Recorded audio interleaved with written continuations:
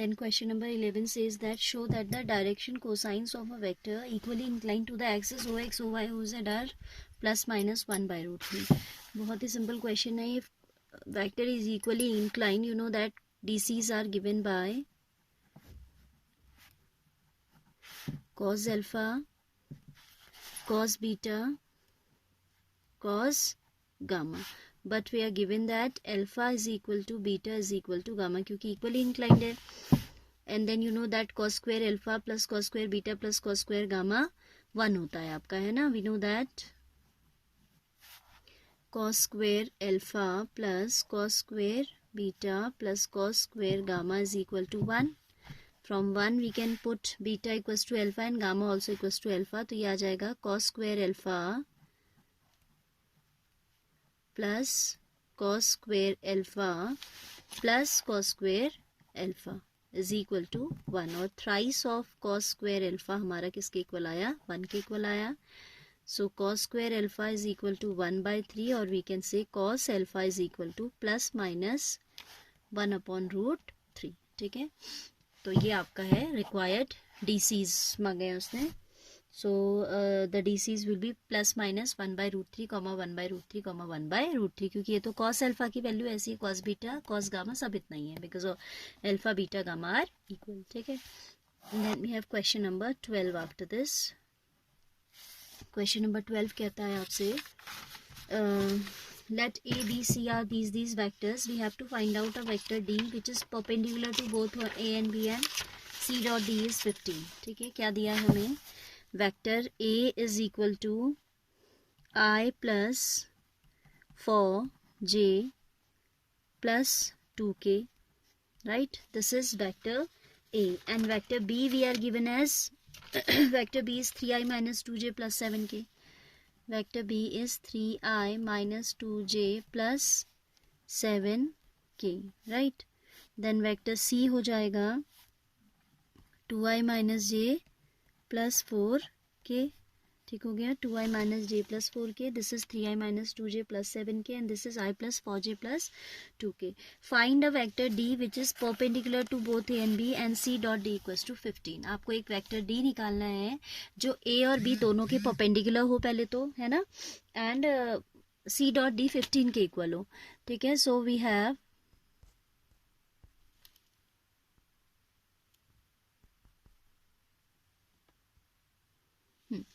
So let's draw the figure. Suppose आपका ये vector A हो, ठीक है, एंड ये वेक्टर बी हो, तो यू नो द फैक्ट कि जो क्रॉस प्रोडक्ट होता है, पेन की पोजीशन देखिएगा, that is perpendicular to both the vectors. जैसे मैंने पेन रखा है, this is the direction of vector A cross B. ठीक है, तो जो ए क्रॉस बी होगा वो दोनों के क्या होता है? परपेंडिकुलर. तो पहली कंडीशन उसने यही बोली है कि it should be perpendicular to both A and B. आपको एक वेक्टर डी निकालना है which is perpendicular to both A and B and C dot D 15 है. परपेंडिकुलर तो हमारा ए क्रॉस बी है. अब इसके जरूरी नहीं कि वो ए क्रॉस बी हो, उसके कोलिनियर होगा. मतलब इन दोनों की जो इन दोनों पे जो वेक्टर परपेंडिकुलर होता है that is basically A cross B.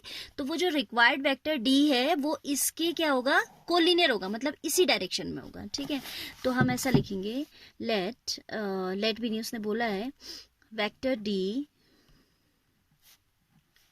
Perpendicular to both A and B is given by vector D equals to lambda times A cross B. क्योंकि क्या होता है कि A क्रॉस B तो हमेशा इन दोनों के परपेंडिकुलर है, बट वो रिक्वायर्ड वेक्टर जरूरी नहीं है कि A क्रॉस B हो, बट डायरेक्शन सेम रहेगी.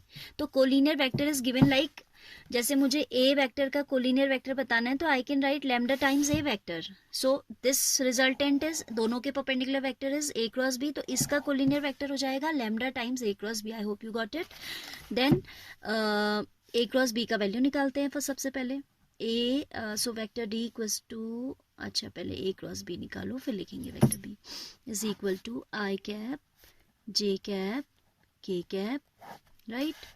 And coefficients of vector A हैं 1 4 2. सेकेंड रो, सेकेंड रो आ जाएगी 3 - 2 7. प्लस 7, ठीक है। तो आप निकाल लीजिए ए क्रॉस बी का value.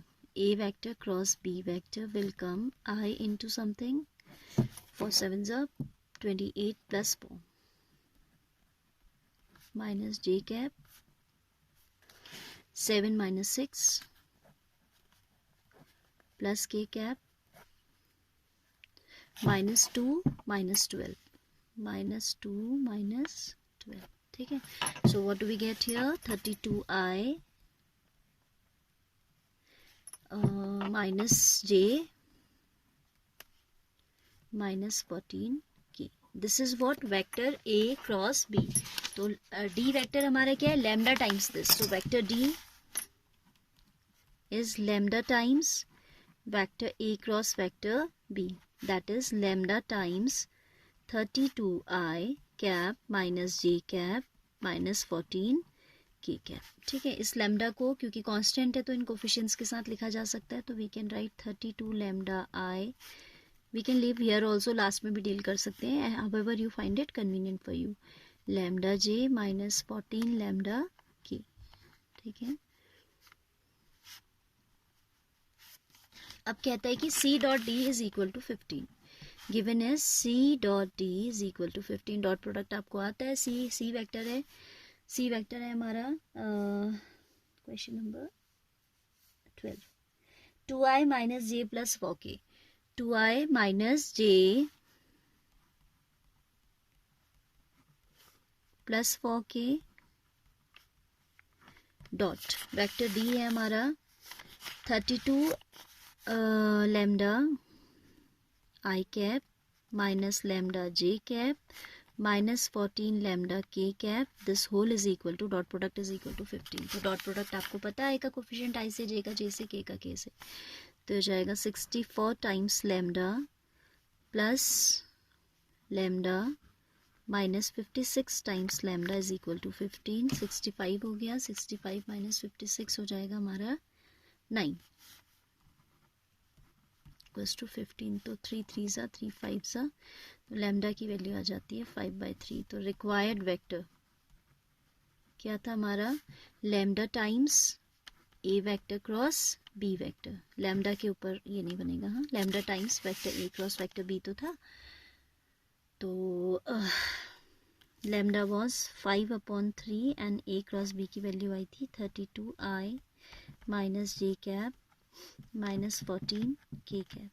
So we can write it as 32 5s is 160/3 i cap minus 5/3 j cap minus 14 5s is 70/3 k cap. This should be the answer. Lambda का value आप रखोगे तो आपका आंसर आप चेक भी कर लीजिएगा.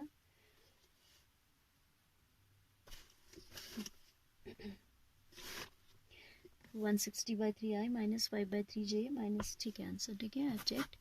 सो this way you have to go. तो आपको इसमें कंसेप्ट क्या पकड़ना है कि आपको जब भी कोई दो वेक्टर्स के परपेंडिकुलर वेक्टर बताना है तो that vector will be perpendicular, the vector perpendicular to these both is given by their cross product. और जो रिक्वायर्ड वेक्टर होगा वो ज़रूरी नहीं है कि यही हो, है ना, वो इसका कोलिनियर वेक्टर भी हो सकता है, वो ऐसे भी तो हो सकता है ना, इसके पैरेलल हो सकता है. तो we take lambda as a coefficient और उस लैम्डा को निकालने के लिए question always gives you a condition. ये कंसेप्ट आपका 3D में भी बहुत यूज होगा, कोलिनियर वेक्टर वाला. ठीक है, whenever we have to write collinear vector of any vector A तो we write as lambda times A vector where lambda is any constant. ठीक है, पैरेलल के लिए आप दिखाते हो लैम्डा.